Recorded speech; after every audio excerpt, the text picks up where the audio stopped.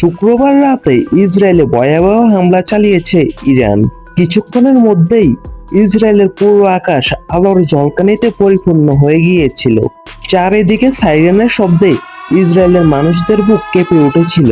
এই রাত ইসরায়েলের মানুষদের জন্য ছিল দুর্বিষহ। চারিদিকে আগুন আর আগুন, যেন দাবানলের আগুন লেগেছে। সবার মনের মধ্যে আতঙ্ক ঢুকে গিয়েছিল। হামলাটি মোটামুটি বড় সড়ো পরিসরে চালানো হয়েছে। এই হামলায় মার্কিন কিছু বিমানও বিধ্বস্ত হয়। এর পরবর্তীতে কি হবে সেটা তো সময়ের অপেক্ষা। ইরানের পক্ষ নিয়েছে উত্তর কোরিয়া।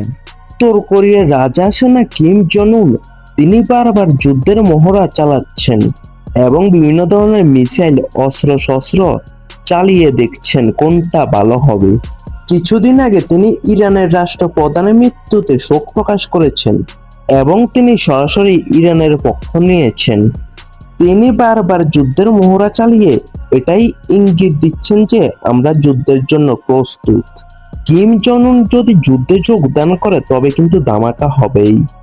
এখন শুধু একটি ডাকের অপেক্ষা।